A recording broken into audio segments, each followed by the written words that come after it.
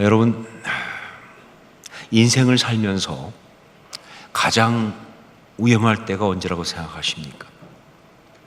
자, 인생을 살면서 가장 위험할 때가 언제인가? 바로 지쳤을 때, 그때입니다. 지쳤을 때.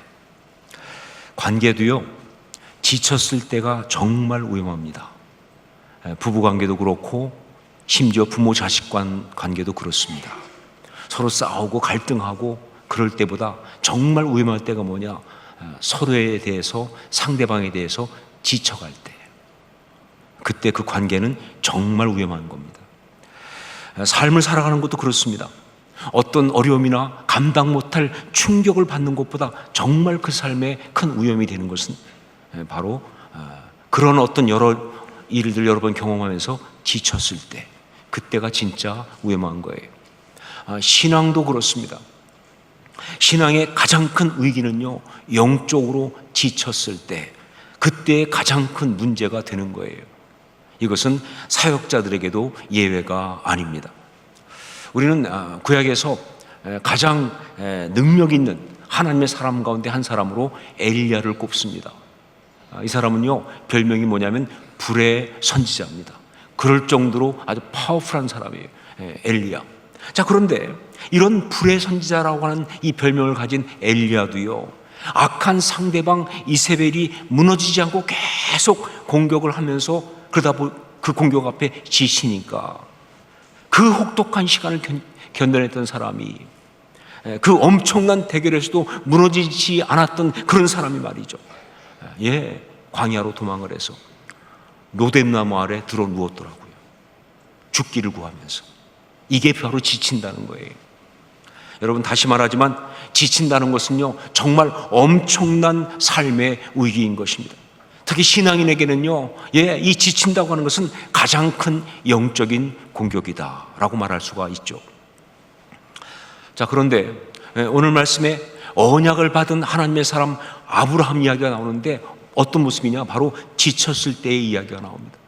언약을 받은 하나님의 사람 아브라함의 이야기 가운데 그가 지쳤을 때의 이야기가 오늘 나오고 있어요. 그러니까 오늘 말씀은요, 그의 신앙, 그의 언약의 삶의 최대의 위기의 순간이다라고 말할 수가 있어요. 겉으로 볼 때는 아니죠. 그냥 특별해 보이지 않지만, 아니요, 정말 위험하고 정말 그 삶의 위기가 온 그런 순간이라고 말할 수가 있습니다. 아브라함이 처음 언약을 받은 것은 그의 나이 75세 때 이야기입니다. 여러분, 75세라는 것은요, 상황이 어떠하든 간에 굉장히 나이가 많이 먹은 겁니다. 자, 그렇기 때문에 이미 오랜 시간 무엇인가를 바라고 소망하고 기다리다가 거의 포기한 그런 상태에 있을 때, 그때 하나님의 언약을 받았다, 그 말이에요. 자, 그런데 그렇게 지쳐있던 그에게 하나님의 언약이 임하면서, 그러면서 새롭게 소망을 불어넣으시고, 그러면서 소망의 삶이 시작된 거예요. 언약의 삶이 시작된 거예요. 그때 그에게 준 이 세 가지는요, 그의 삶의 정말 중요한 문제였죠. 그게 바로 뭐냐면 땅과, 그리고 자손과, 그리고 복의 근원이라는 세 가지였어요. 땅과 자손과 복의 근원이라고 하는 세 가지 언약을 주신 거예요. 자, 그런데 여러분, 이 셋 중에서 아브라함에게 가장 피부에 와닿는 게 어떤 것이었을까요? 이 셋 중에서 아브라함한테 가장 피부에 와닿는 것은 어떤 것이었겠느냐? 바로 자손의 축복, 그것입니다. 인간의 본성상 자녀를 두고 싶은 것이 가장 강하기도 하지만, 현실적으로 특히 그의 나이를 감안할 때 가장 절박하고 초조한 것이 바로 이 문제였다는 거죠. 자손의 문제. 사람은 그런 것입니다. 어떤 거창한 이야기보다도요, 이렇게 피부에 와닿는 것이 가장 절박한 게 그게 인생이에요. 그게 사람이에요. 특히 이 자손에 대한 언약은요, 그 나이하고도 정말 밀접한 관계가 있어서, 그래서 정말 그 언약과 현실 사이의 간격이 너무 크게 느껴지는 바로 그런 문제였습니다. 이런 지쳐버린 아브라함의 마음이 그대로 드러나는 것이, 하나님께서 아브라함에게 아브라함아, 두려워하지 말라, 나는 내 방패요 너의 지극히 큰 상급이니라 라고 말씀하셨을 때, 그때 아브라함이 주 여호와여 무엇을 내게 주시려 하나이까? 나는 자식이 없사오니 나의 상속자는 이 다메섹 사람 엘리에셀입니다 라고 대답하는 바로 이 장면입니다. 여러분 지금 말씀 들으면서 느끼셨겠지만 아브라함의 마음이 꼬였다 하는 걸 느낄 수 있죠. 그렇죠? 아브라함의 마음이 상당히 꼬여 있습니다. 지금 상처를 많이 받고 그래가지고 정말 지친 거예요. 이런 식의 말이죠. 하나님, 방패는 무슨, 아니 상급은 무슨 얼어 죽을, 물론 얼어 죽으리란 말은 없지만 거의 그런 분위기죠. 그렇죠? 상급은 무슨 상급, 아니 당장 지금 아무것도 없는데, 아니 무엇을 해준 게 있다고 하나님께서 주 여호와여 무엇을 내게 주시하나이까? 이 말은 뭐예요? 해준 게 뭐가 있다고?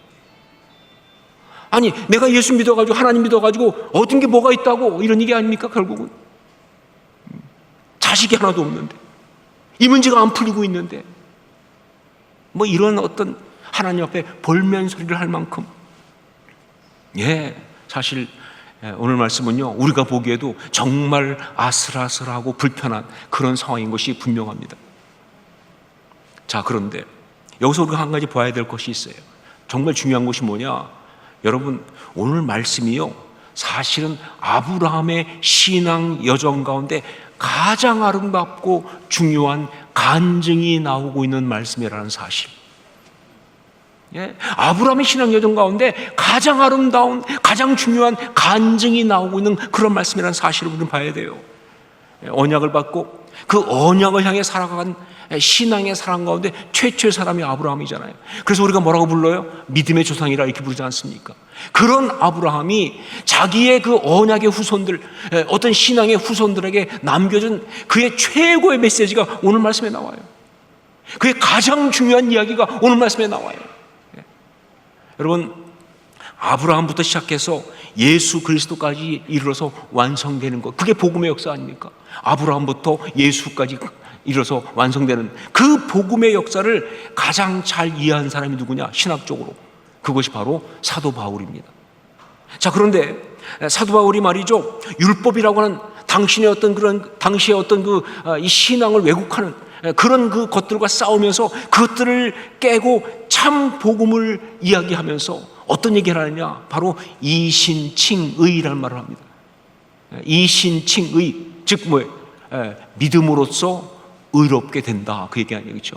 믿음으로써 의롭다 칭을 받는다는 그 아주 굉장히 중요한 복음의 핵심을 이야기하는데, 그때 그 이신칭의를 얘기하면서 그가 전가의 보도처럼 그 모든 유대 율법주의들을 단숨에 쓸어버릴 때 사용하는 유명한 성경 구절이 하나 있어요. 그게 바로 창세기 15장 6절, 오늘 말씀이에요. 창세기 15장 6절 같이 읽겠습니다. 함께 읽습니다. 아브라함이 여호와를 믿으니 여호와께서 이를 그의 의로 여기시고. 아브라함의 신앙의 핵심을 그대로 드러낸 이 말씀, 언약의 삶이라는 그 복음의 삶이 무엇이고 그것이 어떻게 아름다울 수 있는지 그걸 그대로 드러낸 그 말씀이 바로 오늘 말씀에 나오고 있다, 그런 이야기예요. 자, 어떻게 이럴 수 있을까? 분명 우리가 봤지만 오늘 말씀은요, 정말 위험한 말씀 아닙니까? 순간 아닙니까? 아브라함이 지쳤어요. 그것 때문에 그 마음이 상했어요. 그래서 그의 신앙과 삶에 정말 위기인 순간이에요. 그런데 어떻게 이런 이야기가 완전히 뒤집혀서 이렇게 그의 신앙의 가장 놀라운 승리와 축복의 이야기가 될 수 있을까 하는 거죠. 그 답이 바로 뭐냐면 상담 기도입니다. 그 답이 바로 상담 기도. 그렇습니다. 아브라함은 지쳤어요. 그리고 이것은요, 그의 삶에 정말 위기였어요. 그런데 그런 상황에서 아브라함이 어떻게 했느냐? 하나님께 상담을 하는 그런 기도를 했기 때문에 이게 뒤집힌 거예요. 하나님께 상담하는 기도를 했기 때문에 이게 바뀐 거예요. 이게 정말 놀랍고 아름다운 신앙의 결과로 뒤집어진 거예요. 여러분, 이게 중요합니다. 여러분, 우리가 신앙생활을 한다고 할 때 아주 중요한 것이 바로 기도 아닙니까? 기도. 그러니까 기도를 할 줄 모르면요, 사실 신앙이 없는 거예요. 기도를 할 줄 모르면 아예 신앙이 없는 거예요. 그리고 기도를 한다 할지라도 어떤 기도를 하는가에 따라서 그의 신앙의 등급과 내용이 결정납니다. 자, 그런데 상담하는 기도, 이건요 최고 등급의 기도예요. 상담하는 기도는요, 최고의 기도입니다. 혼자 일방적으로 기도하는 게 아니죠. 자기의 소원을 아뢰고 구하고 그래서 하나님께 그것을 갖다 얻으려고 하는 일종의 단순 거래가 아닙니다. 이건 바로 자신의 중심을 하나님 앞에 가지고 나가서 그 하나님과 인격적 교제를 하면서, 이 인격적 교제라는 게 얼마나 기가 막혀요.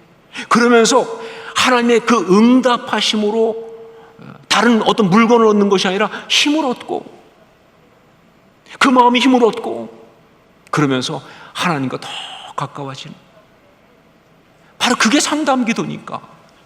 그러니까 이건 최고의 기도죠, 그렇죠? 놀랍게도 오늘 말씀에서 아브라함은 바로 하나님께 상담하는 기도를 드렸고요. 그 결과 그렇게 지치고 힘든 상황이 있었는데 이게 뒤집혀가지고 그렇게 아름다운 영적인 열매를 맺게 된 거예요. 여러분, 하나님께 상담하는 기도 해보셨습니까? 삶이 힘들고 어려울 때, 마음이 참 어려울 때, 그때 하나님께 기도로 상담을 해보셨습니까? 그렇게 기도하면서, 그래서 정말 상황은 아무것도 달라지지 않아도 그러나 마음이 회복되는 그런 응답의 은혜를 맛보신 적이 있으십니까? 하나님께 상담하는 기도, 하셔야 합니다. 하나님께 상담하는 기도 정말 꼭 필요해요, 우리한테. 특히 우리가 언약을 받은 자로 세상을 살아간다고 한다면요, 우리는 수시로 하나님께 기도로 상담을 해야 한다, 그 말입니다. 그래야 살아갈 수가 있어요. 자, 어떻게 기도하는 것이 하나님께 상담을 하는 것일까? 어떻게 기도하는 것이 하나님께 상담을 하는 것일까? 첫 번째, 자신의 마음을 하나님께 그대로 아뢰십시오. 자신의 마음을 하나님께 그대로 아뢰십시오. 우리 2절로 3절 말씀을 같이 읽겠습니다. 2절로 3절 같이 읽습니다. 아브라함이 이르되 주 여호와여, 무엇을 내게 주시려 하나이까? 나는 자식이 없사오니 나의 상속자는 이 다메섹 사람 엘리에셀이니이다. 아브라함이 또 이르되 주께서 내게 씨를 주지 아니하셨으니 내 집에서 길린 자가 내 상속자가 될 것이니이다. 여러분 보시지만 아브라함은 지금요, 하나님 앞에서 자신의 감정을 거르지 않고 그대로 다 쏟아내고 있습니다. 정말 자식이 없어서 힘든 그 마음을 그대로 말하고 있죠. 그리고 놀랍게도 하나님을 향해서 섭섭한 그 마음을 그대로 표현하고 있습니다. 그러면서 정말 자기 지쳐버린 그 상한 마음을 그대로 하나님 앞에 쏟아내고 있는 것이 바로 오늘 말씀이에요. 이 말씀이에요.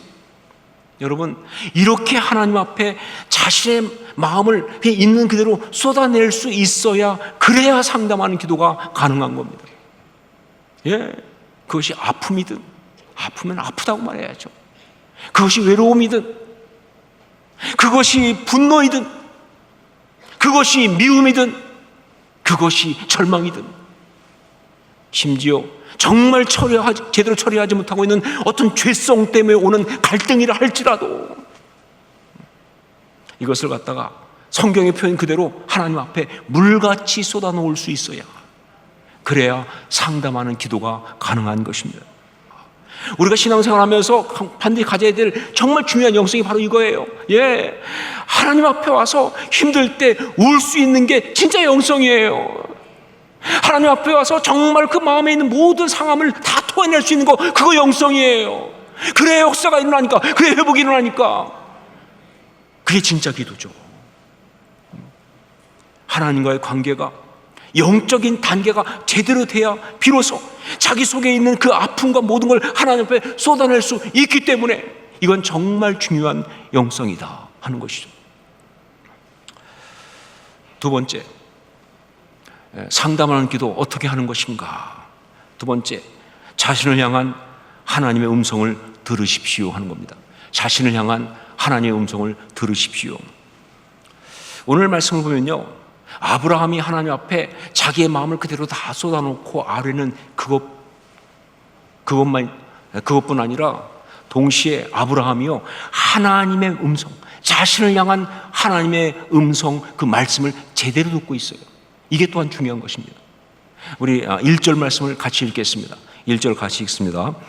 이후에 여호와의 말씀이 환상 중에 아브라함에게 임하여 이르시되 아브라함아 두려워하지 말라. 나는 내 방패요 너의 큰 지극히 큰 상급이니라. 여러분, 하나님께서 이미 아브라함의 마음을 다 알고 계세요. 기가 막히죠? 예, 맞습니다. 우리 하나님이 우리의 마음을 이미 다 알고 계신 줄로 믿습니다. 그게 우리 하나님이시잖아요. 그가 얼마나 지치고 힘들어하는지 이걸 알고 계세요. 그래서 그에게 말씀하십니다. 아브라함아 두려워하지 말라. 나는 내 방패요 너의 지극히 큰 상급이니라 라고. 여러분, 이것은요 전형적인 마음을 만지시는 말씀이에요. 하나님께서 당신의 사람들을 지키시고 돌보시고 회복시키실 때 그때 하시는 하나님의 자기 고백의 말씀과 같은 전형적인 마음을 만지시는 말씀이에요. 여러분, 하나님은요 당신의 사람들을 돌보실 때, 특히 그 마음을 회복시키실 때 이렇게 그 마음을 만져주세요. 말씀으로. 이 말씀이 정말 중요합니다. 이게 우리한테 너무 중요하기 때문에 그게 구체적으로 어떤 것인지 좀 볼 필요가 있는데, 구체적으로 본다면 세 가지 경우가 있죠. 첫째가 뭐냐? 하나님의 마음을 표현하시는 음성. 하나님의 마음을 표현하시는 음성. 예, 어느 날은 뜬금없이 이렇게 말씀하십니다. 내가 너를 사랑한다. 내가 너를 사랑한다. 내가 너를 기뻐한다. 내가 너로 인하여 즐겁다. 영광을 받고 있다. 그리고 아주 많은 경우 정말 힘들게 그 신앙을 버텨나가는 그 자녀를 향해서 이렇게 말씀하십니다. 고맙다. 이게 바로 마음을 만지시는 하나님의 음성이에요. 그리고 두 번째는 관계를 확인하시는 음성이에요. 관계를 확인하시는 음성. 어떤 날 이렇게 말씀하십니다. 나는 내 하나님이다. 네, 새삼스럽게 말씀하세요. 나는 내 하나님이다. 나는 내 아버지다. 너는 내 아들이다. 너는 내 사랑하는 딸이다. 네. 너는 내 백성이다. 넌 내 사람이다. 관계를 확인하신 그런 음성을 들려주십니다. 그리고 세 번째는 섭리를 확인해 주시는 음성이에요. 섭리를 확인해 주시는 음성. 바로 오늘 말씀에 나온 것처럼 나는 내 방패이다. 내가 지켜주겠다는 거예요. 나는 너의 상급이다. 큰 상급이다. 이 길을 통해서 놀라운 아름다운 결론을 내겠다는 거예요. 내가 지금 너와 함께하고 있다. 그리고 구체적으로 내가 이렇게 할 것이다 라고 말씀하실 때가 많아요. 예를 들면 바로 바울에게 말했던 것처럼 로마에도 가야 한다. 가이사 앞에 서야 할 것이다 라고 섭리 확인. 여러분, 이 하나님의 음성을 들어야 합니다. 그래야 우리 심령이 회복돼요. 그래야 우리가 다시 살 수가 있어요. 이 하나님 음성을 들어야 우리 심령이 회복되고 우리가 다시 살아날 수가 있는 거예요. 자, 그런데 여러분, 이 하나님의 음성도요 역시 영적 레벨이 되어야 들립니다. 사실 하나님이 계속 말씀하신 거거든요. 지금 처음 말씀하신 게 아니에요. 계속 말씀하고 계시는데, 그런데 말이죠, 우리가 영적 레벨이 안 돼가지고 영적 주파수를 못 맞추고 있으니까 못 들은 거예요, 그동안요. 하나님이 계속 말씀하시는데 우리가 자꾸 사람에게 집중하고 상황에 집중하고 자기 상처에 집중하고 그러다 보니까 하나님의 그 음성을 듣지 못한 거예요. 그러다가 영적인 어떤 단계에 딱 올라가면 그 음성이 들려요. 그 순간 내 영이 살아나는 거예요. 그 순간 내 마음이 살아나는 거예요. 그러면서 온전히 내가 회복되는 놀라운 역사가 일어나는 거예요. 이것이 바로 상담하는 기도의 이야기예요. 저는 여러분 모두가 다 이렇게 하나님의 음성을 들을 수 있는 영성의 사람이 될 수 있기를 주의 이름으로 축원합니다. 이건 양보할 수가 없어요. 절대로 필요합니다. 세 번째, 상담하는 기도 어떻게 하는 것인가? 하나님께 설득되십시오 하는 겁니다. 하나님께 설득되십시오. 우리 먼저 4절 5절 말씀을 함께 읽겠습니다. 4절 5절 같이 읽습니다. 여호와의 말씀이 그에게 임하여 이르시되 그 사람이 내 상속자가 아니라 내 몸에서 날짜가 내 상속자가 되리라 하시고 그를 이끌고 밖으로 나가 이르시되 하늘 우러러 뭇별을 셀 수 있나 보라. 또 그에게 이르시되 내 자손이 이와 같으리라. 하나님이 지금 아브라함을 설득하고 계십니다. 아브라함이 지쳐서 그냥 다메섹 사람 엘리에셀로 상속자로 하시죠. 더 이상은 전 못 기다립니다. 더 이상은 이 길을 갈 수가 없습니다. 더 이상 이 어려움 감당 못합니다. 그냥 현실적으로 가고 싶습니다. 그냥 쉽게 그냥 가고 싶습니다. 저는 더는 못하고 그냥 포기하고 싶어요 라고 이야기할 때 하나님은 정말 열심히 아니라고 하면서 아브라함을 설득하고 계세요. 그러면서 박넝쿨을 가지고 요나를 설득하셨던 것처럼 여기서는 뭐예요? 밤하늘의 별을 가지고 아브라함을 설득하고 있어요. 예, 우리 하나님 바쁘세요. 예, 설득하기 위해서 막 생물학도 하시고 뭐 천문학도 하시고 다 하셔야 되니까. 이어서 6절 말씀을 읽겠습니다. 6절 같이 읽습니다. 아브라함이 여호와를 믿으니 여호와께서 이를 그의 의로 여기시고. 아브라함이 하나님께 설득된 것입니다. 바로 이 엄청난 말씀이 이렇게 나온 거예요. 창세기 15장 6절에 이 어마어마한 말씀이 바로 이때 나온 거예요. 아브라함이 하나님께 설득된 이야기예요. 그 순간 하나님이 보시기에 아브라함이 얼마나 귀하고 얼마나 고마웠는지 여호와께서 이를 그의 의로 여기시고. 여러분, 하나님께 상담을 하는 기도의 응답은요 다른 것이 아니라 하나님께 내가 설득되는 거예요. 하나님께 상담하는 기도의 응답은요 다른 것이 아니라 하나님께 내가 설득되는 거예요. 내가 하나님을 설득하는 게 아니고요, 하나님께 내가 설득되는 거예요. 그때 여러분 비로소 내 심령이 살아납니다. 그때 비로소 내가 다시 한번 이 길을 온전히 걸어갈 수 있는 힘을 얻는 거예요. 이게 바로 상담하는 기도의 응답이죠.